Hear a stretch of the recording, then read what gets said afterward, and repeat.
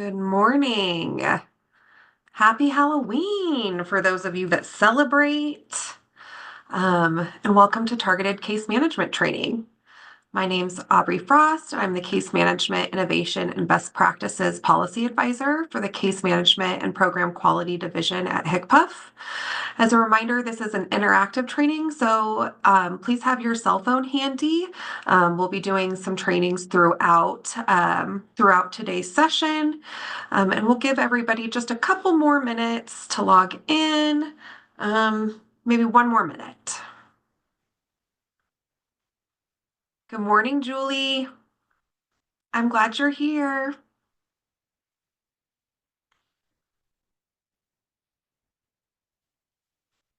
Good morning.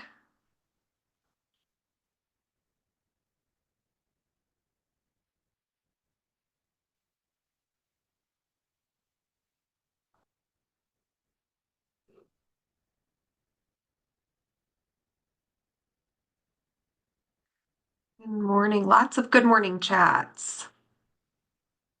Hopefully everyone's having a great start to their day.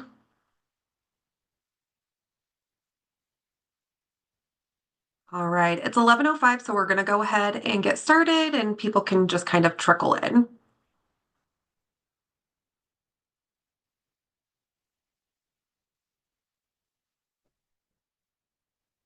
Amanda, would you mind going to the next slide? All right, HCPUF's mission is to improve healthcare equity, access, and outcomes for the people we serve while saving Coloradans money on healthcare and driving value for Colorado. The Department of Healthcare Policy and Financing administers Health First Colorado, CHP Plus, and other healthcare programs such as long-term services and supports for Coloradans who qualify. Today we're going to be training on targeted case management, or TCM. We'll be covering the definition, eligibility and billing, components and exclusions, PMPM, and monitoring. Let's get started. All right, we're going to be doing a pre-training knowledge check. This is just to get a good baseline for where everyone's at and their understanding of TCM. Go ahead and get your phone out, and you'll be able to scan that QR code that's in the top right corner. We'll give everybody a little bit longer for this first question as people are scanning and getting in.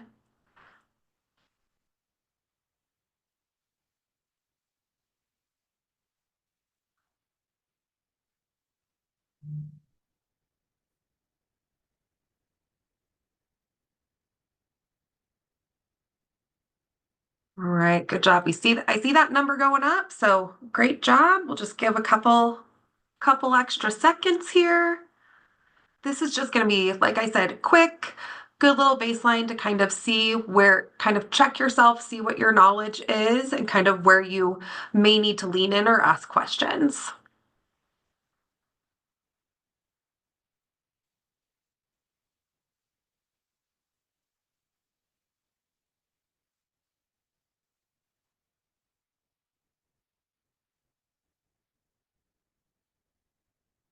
All right.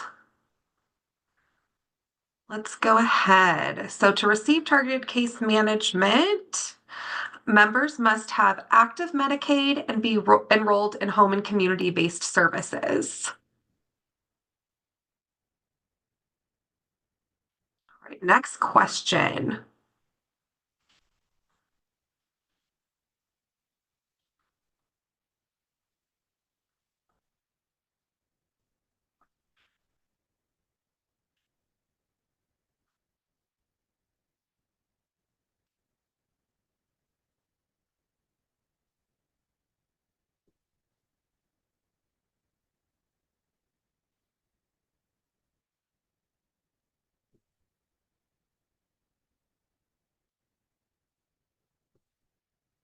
All right, Amanda.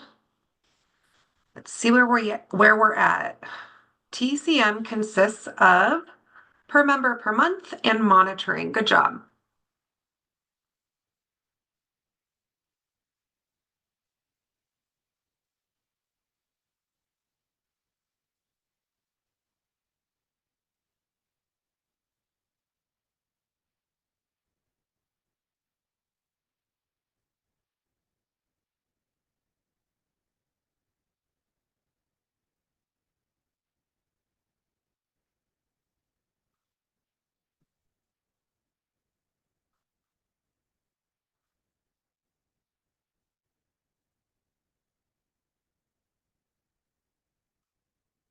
This one's a little trickier.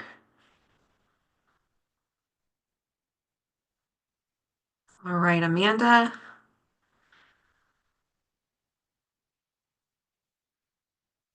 All right. An example of PMPM is development of the person-centered support plan. So we've got quite a few around that critical incident and entering that into the CCM system. And we'll talk a little bit about that later in training.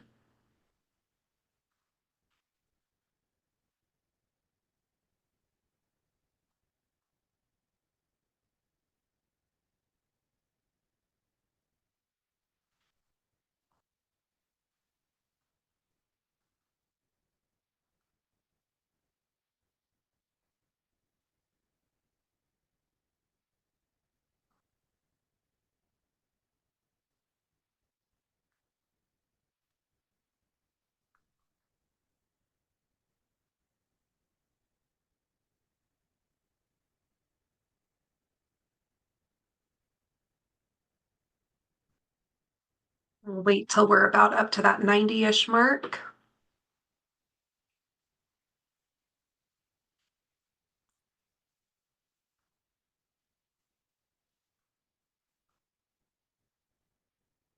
All right. So there's not a requirement for that summary report monthly contact piece. That might have tripped some of you up, but that's okay. We're going to talk more about that as we go.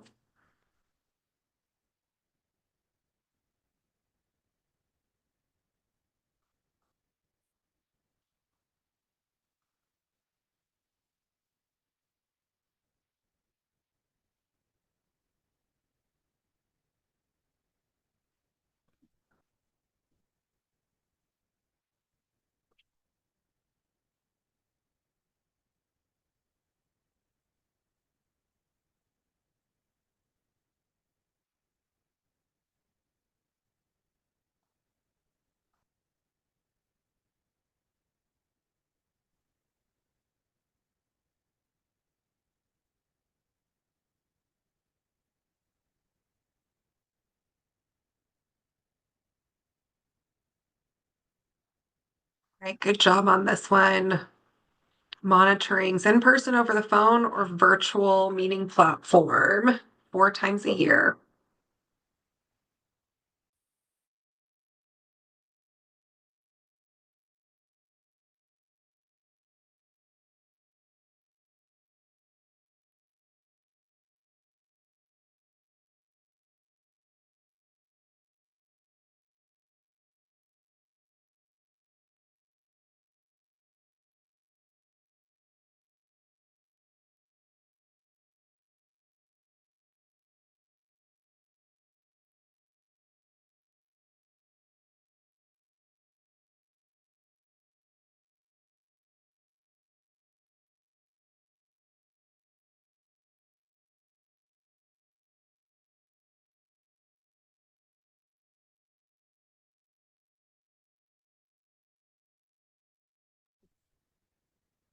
All right.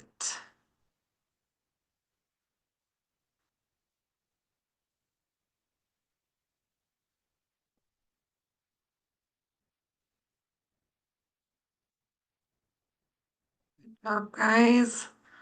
Monitoring scheduled, monitoring unscheduled. I think we have one more question and then we'll get started with the training.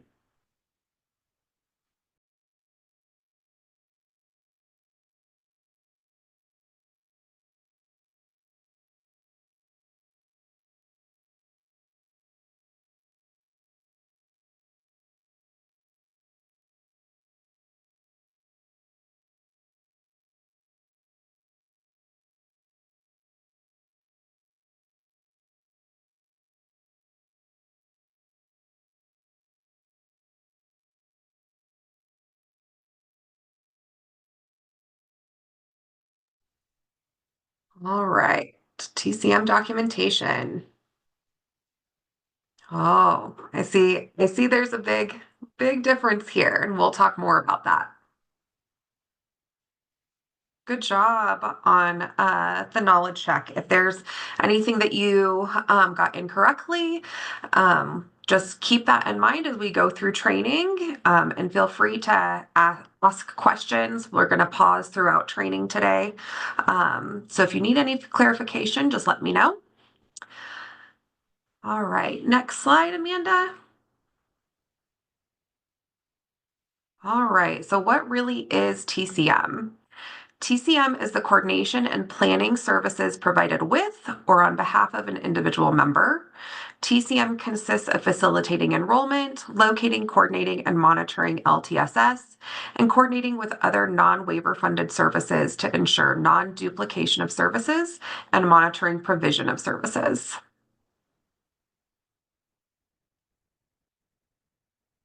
All right, eligibility and billing. It's really important to note that to be eligible for TCM, members are required to have active Medicaid benefits and be enrolled in HCBS. That means they are active in Peak Pro CCM for Universal Waiver Code and enrolled in HCBS, which means that they have an active PAR and Bridge. There are two ways that CMAs get paid for their work: targeted case management and then administrative case management. TCM is the state plan benefit that CMAs get to bill directly to Medicaid. Other activities, those administrative case management activities, are reimbursed through their contract. So keep that in mind as we go. We're talking about TCM, and then there's going to be other things that are paid through the contract, which makes them not TCM. All right, components and exclusions. There are two components of TCM: per member per month, which includes the person-centered support plan development, and then ongoing coordination of services and supports. And then the other component is monitoring.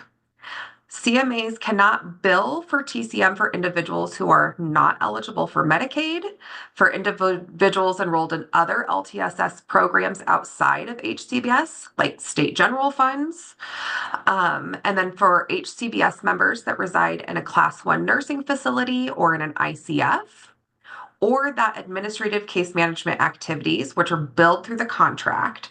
Some examples of that would be facilitating and documenting the level of care assessment, entering a critical incident report into CCM, conducting CIS or ICAP assessments, completing developmental disability or delay testing or determination. If CMAs bill TCM for those activities, that would be considered double dipping because there's already a mechanism for CMAs to receive payment, and that's through their contract.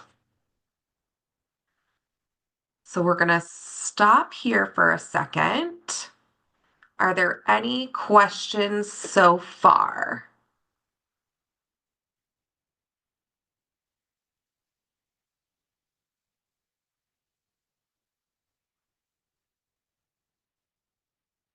All right. If that changes, feel free to throw something in the Q&A, okay?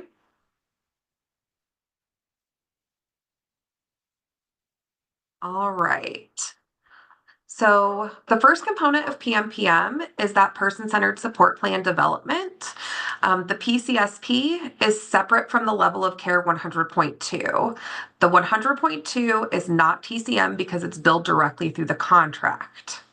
The person-centered support plan should be completed after the level of care and after financial eligibility is determined. The level of care activity log should be labeled TCM no and assessment, while the person-centered support plan activity log should be labeled TCM yes and summary report initial or summary report CSR. Case managers should ensure person-centeredness when developing the PCSP. To do this, you should have the meeting occur at the time and location convenient to the member.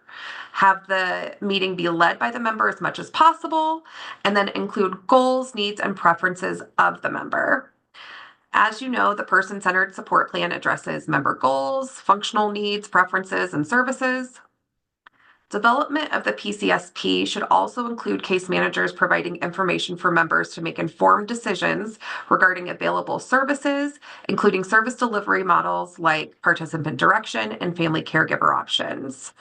Supporting with provider selection is also a responsibility of CMAs during the PCSP development, and that could be by providing provider lists to members, completing referrals, conducted targeted and direct outreach to providers, or assisting in scheduling meet and greets. The member identified team should also take this time to discuss strategies to prevent critical incidents and develop contingency plans. When explaining policies, procedures, or processes, case managers need to ensure that they're using people first and plain language, be culturally competent, and ensure accessibility. It's important to note that targeting criteria reviews are that CES application and the CHCBS TC reviews that case managers are submitting to Telegen. Case managers should also be revising the person-centered support plan when the member has a change in needs. All right, the second component of PMPM is ongoing coordination of services and supports. This includes correspondence and collaboration with the member or on behalf of the member with their team or system entities like schools, law enforcement, DHS, or RAISE. When providing community resources or referrals, please remember that these need to be member specific and target their needs outside of the waiver. Things that don't meet that criteria or is mass communication to members are not TCM. Facilitation and implementation of the rights modification process requires significant involvement from case managers. Case managers should have knowledge on regulations and the process, including individual rights, HCBS settings final rule, and informed consent. While critical incident report entry in CCM is not TCMable, remember that's paid through that administrative case management through the contract. Follow-up activities like assessing changes in need, securing additional services, completing community referrals as a result of a critical incident report, all of that is TCM. IDD-specific requests include activities like completing SLRs, SIS reassessments, support need level review requests, emergency enrollment or SLS exceptions requests. FMS provider utilization reports should be reviewed monthly by case managers for members utilizing participant-directed services. And then documenting and following up on complaints is something that is also TCM. All right, PMPM documentation. When documenting PMPM in activity logs, case managers need to ensure that the activity is member specific. It must be entered in CCM within 10 business days of the activity, and it has to include the nature and details of the activity, as well as any outcomes or follow-up actions. It's best practice to ensure that you include the person's title along with their name so that people reading activity logs know how that person is relevant to the member. And then all activity logs should be able to stand alone, really paint a picture of what's occurring with the member. Things like system-generated activity logs, mass email communication, robo or automated voice messages are not considered TCM. It's important to note that while regulations in the CMA contract require TCM documentation entry within 10 business days of the activity, Medicaid enrolled providers like CMAs have 365 calendar days from the day of activity to bill. All right, we're going to take another little pause. I see we have one question. Is there a document we can reference which tells us when to write TCM yes and TCM no? So we're going to be doing an FAQ. We'll be posting that along with the slides and the video recording that will have information around that. You can also look in regulations in the 8.7 thousand regulations. It's very clear what is TCM and what is not TCM. The best way to think about it is TCM are the things that you get outside of contract. Whereas if you get a contract payment for it, then that is not TCM. So like we were talking, you all get paid for level of care assessments per assessment. You get paid for critical incident reports. You get paid for a variety of things that are in the contract itself. Those things, not TCM. Things that are TCM are all the things that fall outside of that.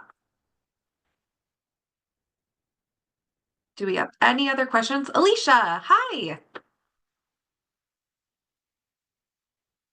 You can unmute yourself.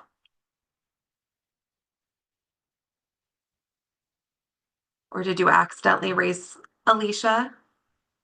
Well, you raised your hand. I don't know if you meant to do it on purpose, but you're on mute.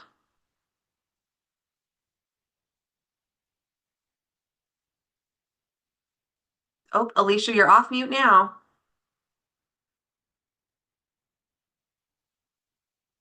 but we can't hear you. You might have to ensure your computer audio is on.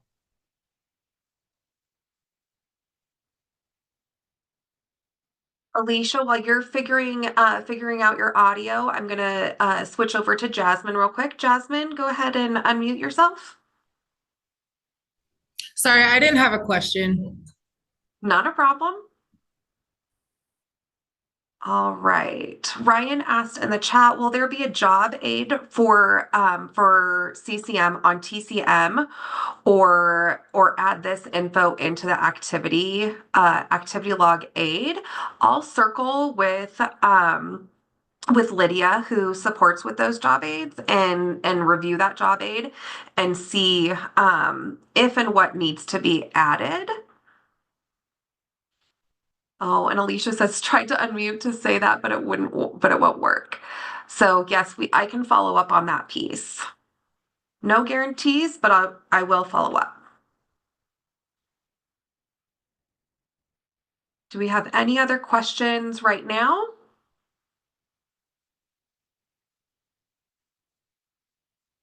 Hi, Julie. Oh, good morning. Hey, my question is related to the drop downs. When you were talking about the drop downs to use, there has just been so many massive shifts, and that it just keeps coming and coming. And we asked this question a while back before we really formalized our process. And I was told that we could go ahead and continue to use what we've been doing is using the summary report initial or summary report CSR for the assessment and then the service plan development for when we do the service plan. So since it's not even pulled that way, does it matter that my agency does it different? I mean, I'm just looking at the amount of shifts that I continue to put on my team. So No, that's I think number one. I think that's a great question. And I'll take that back. Mostly for like the QIS audits that Brent's team does.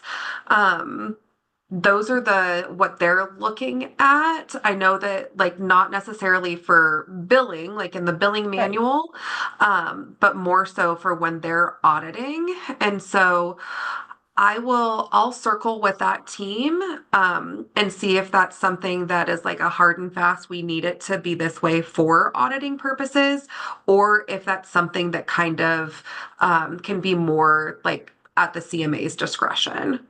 That would be wonderful. Because, yeah, like I said, I reached out. We couldn't find Yeah. it in any of the desk guides, the job aids. It wasn't spelled out. So we reached out and got direction. And so we kind of implemented that. So to shift again, it just would be great if we didn't have to. The next Oh, I hear question you. the next question I have is in regard to having to do the level of care and the service plan development at different times. If you have that financial eligibility already in place, like for a CSR, can those be done at the same time?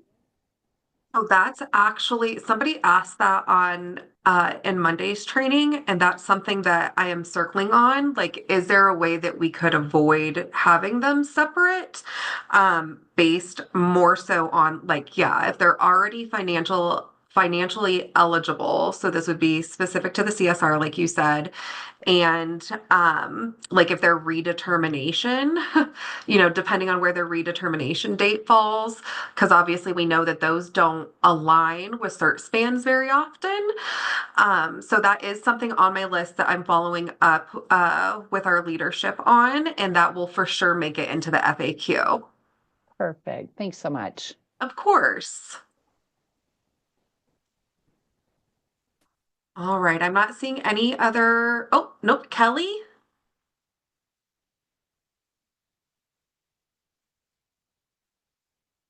Kelly Morrison, your hand's up. There you go.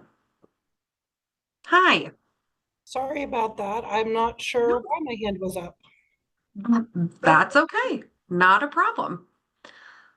All right. Well, I'm going to move us along. Again, feel free to add questions in the chat, and then we'll still have more time to ask questions at the end. But right now, we're going to go to doing an activity. So get your phones back out.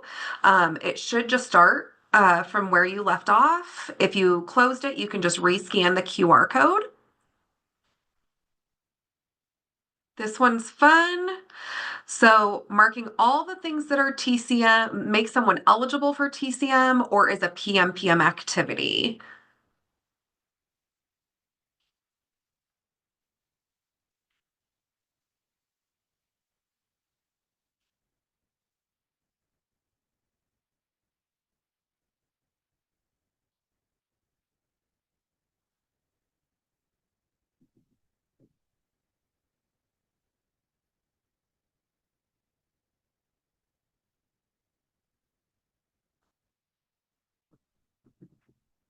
Ooh, we have so much participation today. That's great. All right. Here we go. So let's see, active Medicaid. Remember, somebody has to have active Medicaid. So looking in Peak Pro, checking in CCM, making sure that that universal waiver code is active, enrolled in HCBS, minus those folks that are in that class 1 nursing facility or in an ICF, and then documented within 10 business days. That's the requirement. Your CMA might ask you to do that in a shorter time frame, and they have the right to do that. But for the purpose of this training, we're going based off of regulations, which is that 10 business days. All right, next one, same thing. So, what is PMPM?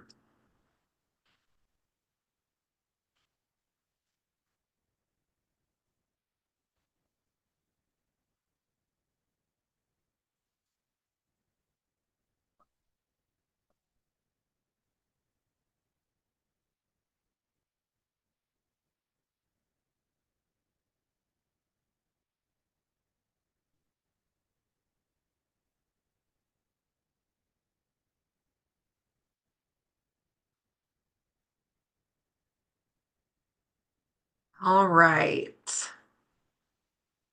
Right, so PMPM, correspondence and collaboration, rights mod, process and documentation, community resources and referrals. So those case management activities for state general fund, they're not enrolled in HCBS, so they're not eligible. The things like CIS-A and ICAP assessments, level of care assessments, so the LOC, and then the DD determinations, all of those get paid through contract. And so therefore they are not TCM. Remember, we have two funding buckets, contract and TCM. Those fall into contract. Next question. All right, last one. What's PMPM?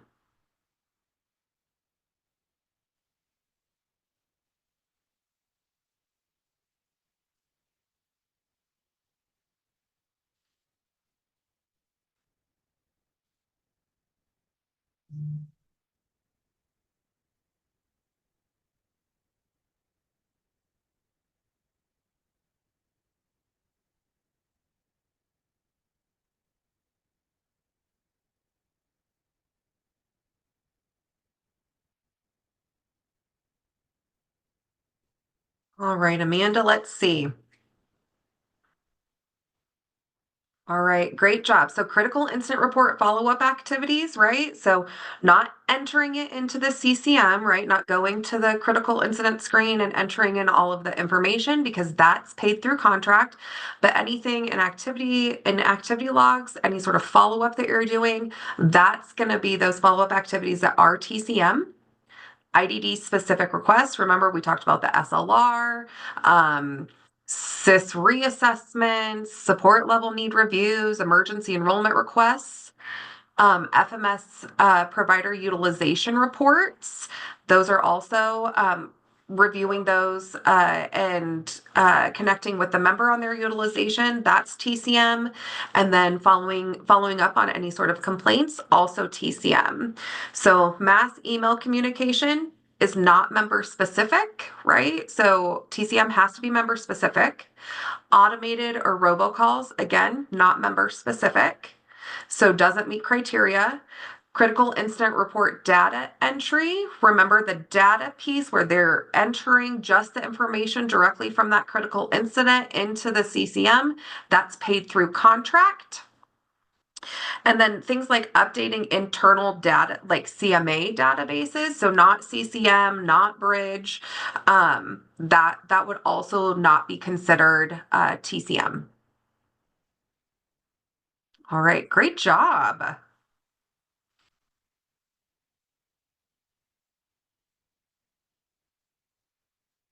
I'm really impressed. You guys did a wonderful job.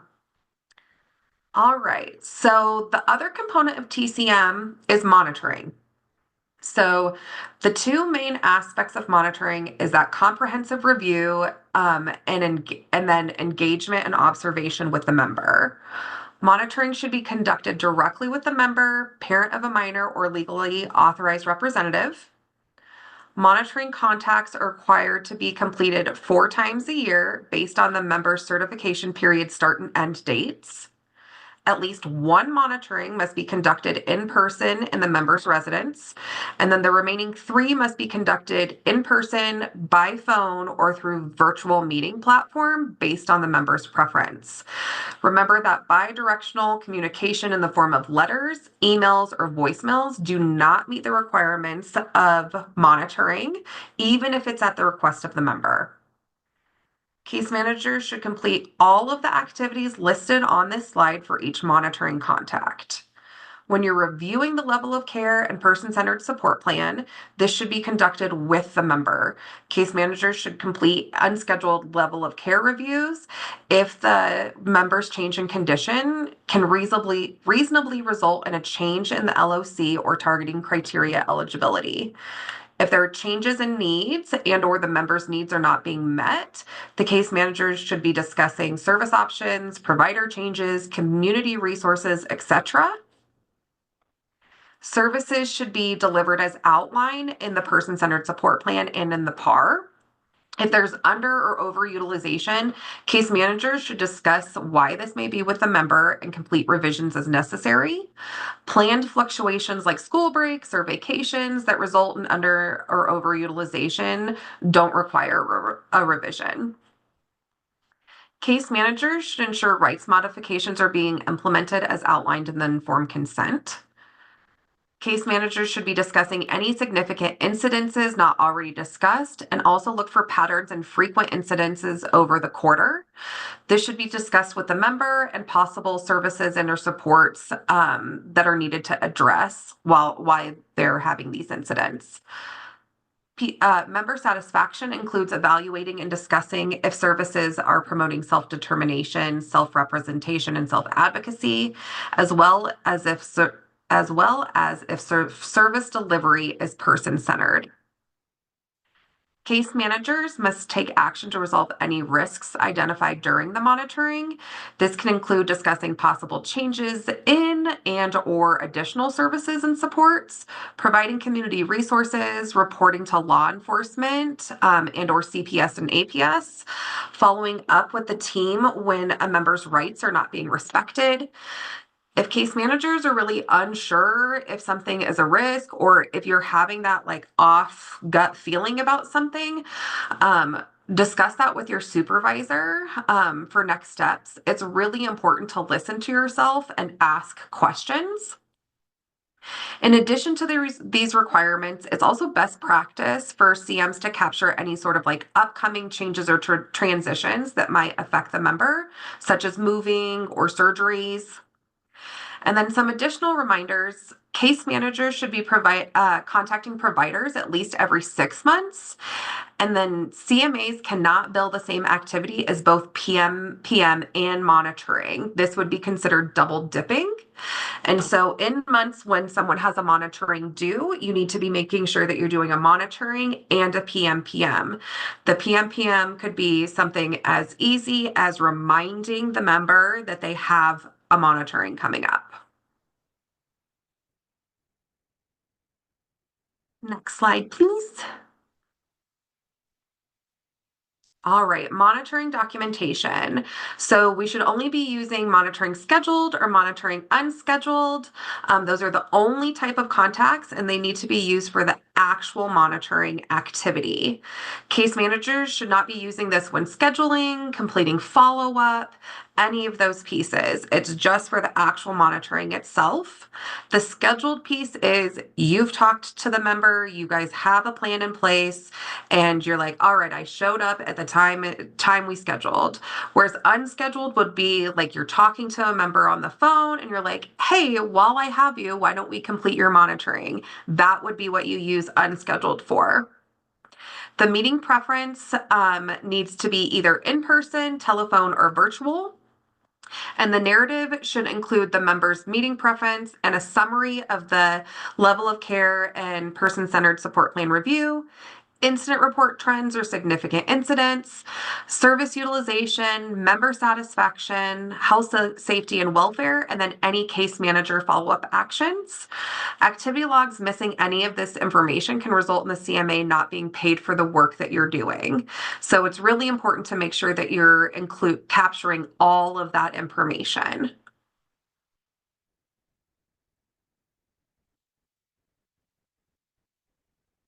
All right. When documenting monitorings, case managers should only be indicating face-to-face when they're with the person in person. Otherwise, please don't label it face-to-face. We were doing that during COVID, quite a while ago, right? And so I think some people just are in the habit of always marking face-to-face, but you really should be labeling it to match what actually occurred.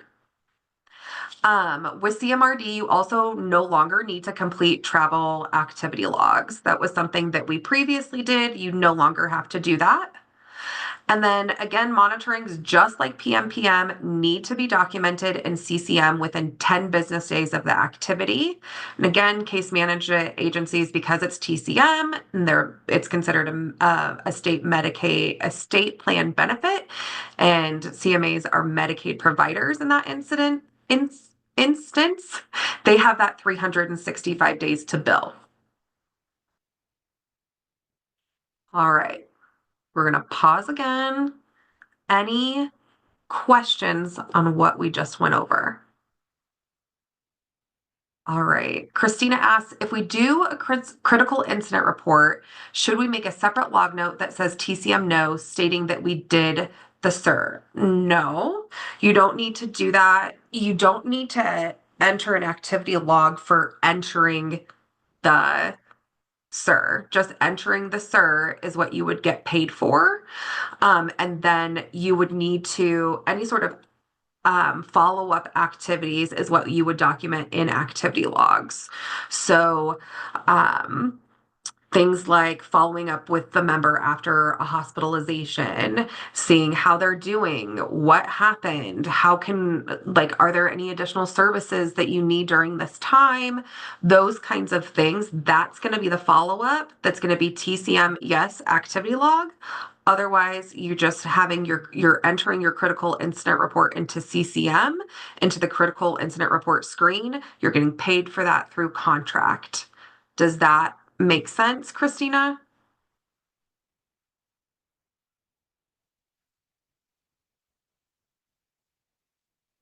Does that make sense to others? Thumbs up if that's tracking for everyone. All right, Christina said yes.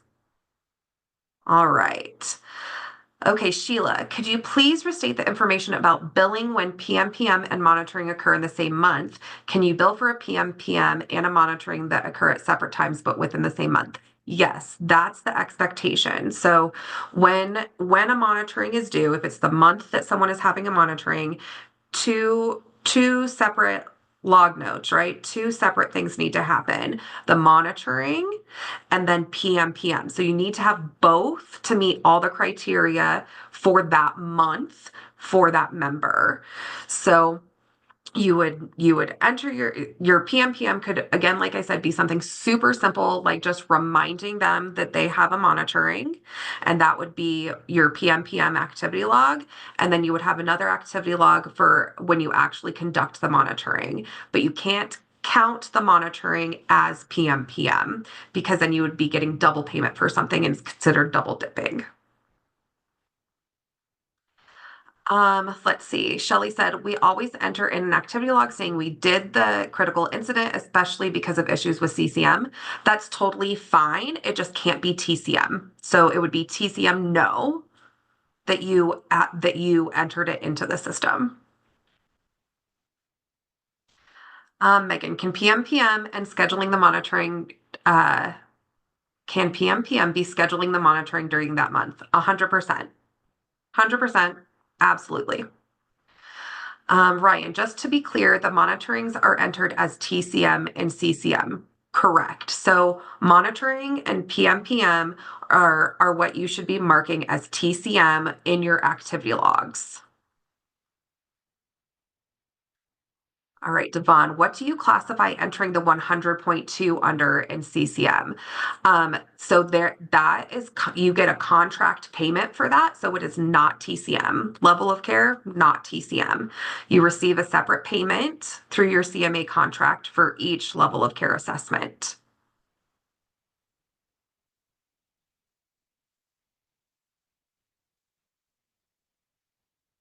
Any other questions?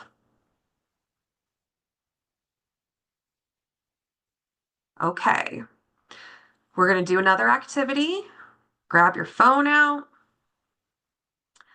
All right, so these are actual activity logs from CCM that are supposed to be monitoring activity logs.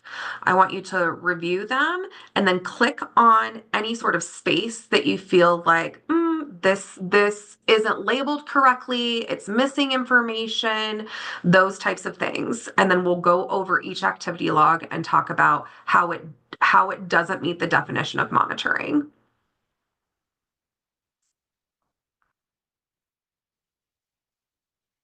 You can click on multiple sections, or, it might be this thing is wrong, but you could click on two different things to indicate that this shouldn't be this or that it's missing this.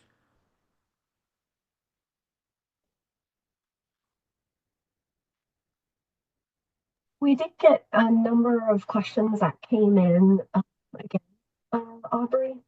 Oh, thank you. Pause After after. this activity, we're going to pause and we'll do more questions also. So, Thank you. yeah.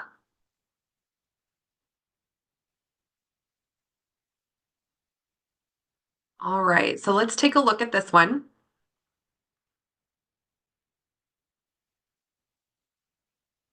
All right. So when we're looking at this activity log, notice that this is remember I said in the beginning, these have been documented as monitoring activity logs. And so the first thing is that if it's a monitoring, it should be TCM yes, or you're not going to get paid for it. Both TCM yes, and then the drop down, that type of contact, monitoring contact, unscheduled or scheduled, both of those have to be correct in order to be paid for them. And then this log note or activity log specifically, it says the method of contact is email. You cannot conduct monitorings by email. And then also this is scheduling, right? So when we read the narrative, it says that they sent an email to schedule the monitoring. We shouldn't be using those drop downs, monitoring scheduled or unscheduled, unless it's actually the monitoring that is being conducted and held. All right, let's try the next one.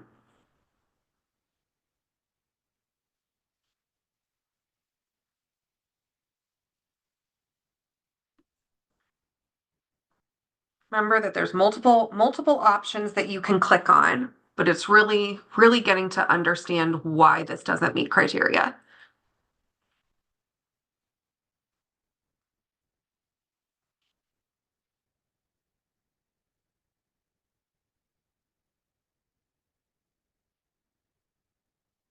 All right.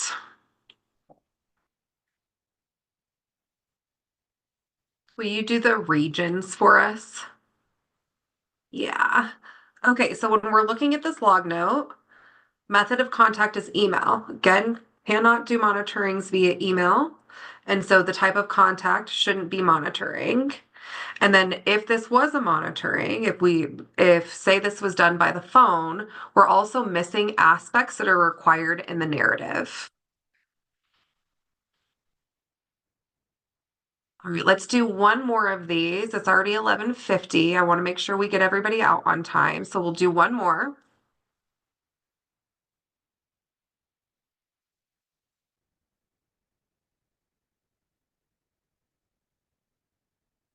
All right.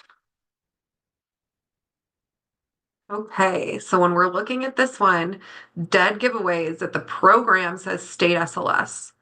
So state SLS, state general funds, is not an HCBS waiver, which means that TCM would always be no. Does that make sense to everybody? Remember, eligibility requirements are active Medicaid, enrolled in HCBS.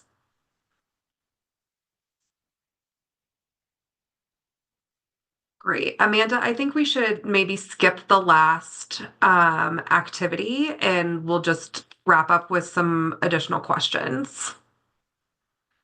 All right.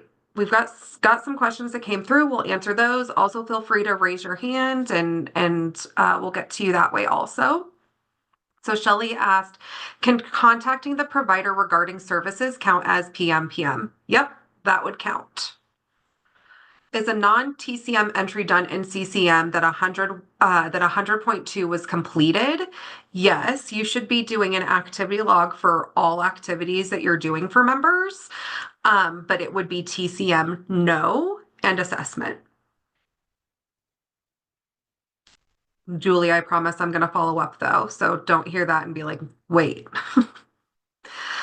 All right, Casey asked to clarify, we always need to do a separate critical incident report log note when we are given the information during a monitoring contact. So two log notes, one for monitoring and one for critical incident report. So no, not necessarily.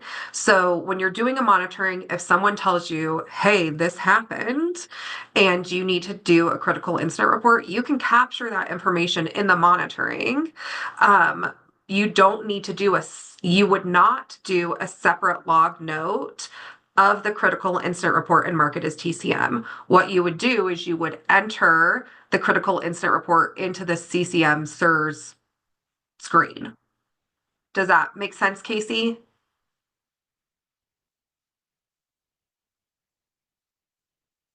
Does that make sense to other people? Thumbs up, thumbs down if you're like, no, I need more clarification.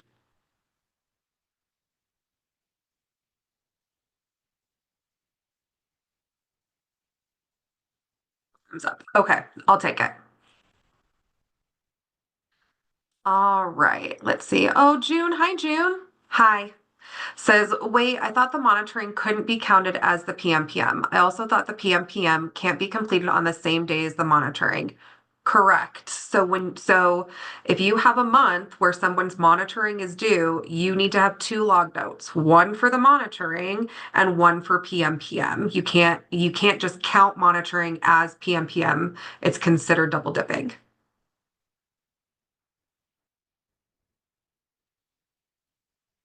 Hi, June. All right, Megan, should we use the drop down of case documentation? You can use that drop down. So say someone sends you, okay, here's a good example. So say you have a member who has a legal guardian and that guardian sends you their annual guardianship report. Okay. You're uploading it into CCM to be part of that member's like just their documentation that people can reference. That's something that you could easily label as like case documentation. Let's see. Will this replace the training on monitorings from June 2021? Ryan, I haven't asked that. My assumption is yes, because monitorings are being done differently, and with CMRD, there's a lot of changes. So I feel like it's a safe assumption to say yes, this would replace that training. All right. When and where will the FAQs be available? So, Julie, I'm going to be working on those next week. Today is the last training. And so I wanted to make sure that I had everybody's questions. I've been getting some email questions as well. And so I'm going to put all of those together next week and really work on that. My goal is to have it posted probably like mid-ish November. I'm going to really try to push this through as quickly as possible. I really think it's needed for everybody. Want to make sure that case management agencies are getting paid for all the great work that case managers are doing. Let's see. You, Aubrey, Yeah, add it to the LTSS training website too, and I'm gonna send that to the chat here and just perfect. Thank you. Yes, it's going to be on the LTSS training and resources page. Let's see. Let's see, we already answered this question. Yes, you can call a member to contact, like scheduling the monitoring. That can count as PMPM. If you leave a message for someone, right? Like if you call the member to get a hold of them and you can't, but you leave a message, that's also PMPM. Alan, and rule the list of requirements for completing the quarterly monitoring requirement does not include reviewing incident reports and reviewing rights modifications. If this was not included, so Alan, I'd like to know what regulation you're looking at, and if you're looking at the most current regulation. I can pull this up for you real quick. Monitoring is an 8.7202.k, and it does talk about incident reports and rights modifications. All right. Let's see, we already answered that. Okay, Julie, if we're doing a critical incident report follow-up and also need to complete a monthly contact, is it acceptable to complete the follow-up as part of the monitoring contact? Absolutely. So since incident reports, incident reports is one of the categories of things to review, you absolutely can and should be including that in your monitoring activity log. All right, Alan's putting this in here. Let's see.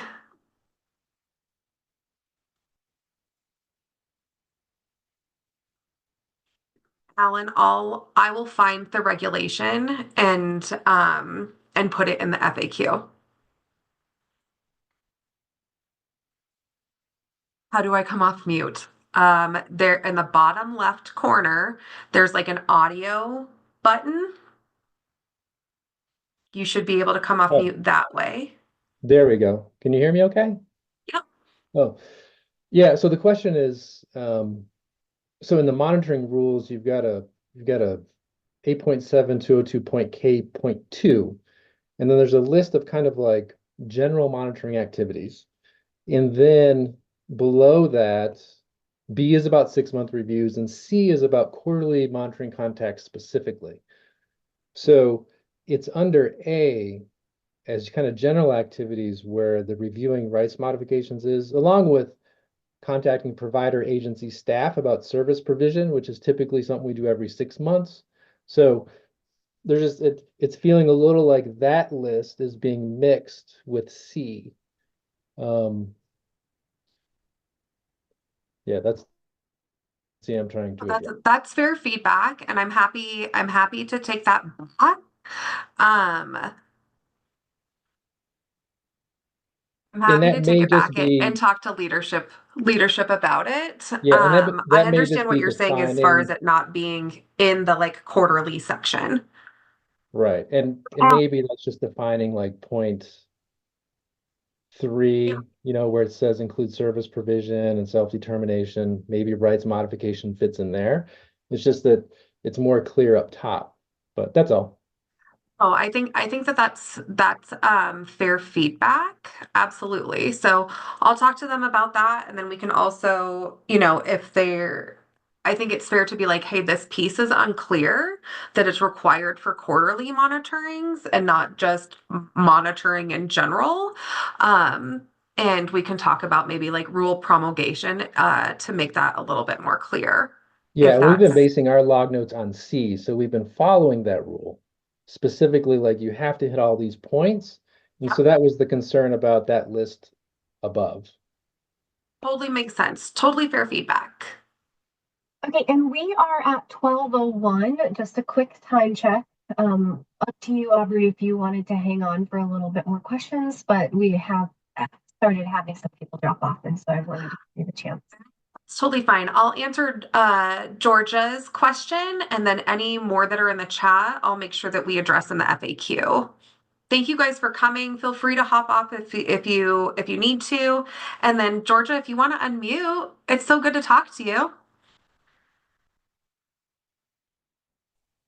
Hey, I don't have a question. I don't know. Hi, Aubrey. Good to see you. I was like, what is she talking about? Is there another Georgia? The system just keeps asking me to unmute and I keep hitting no.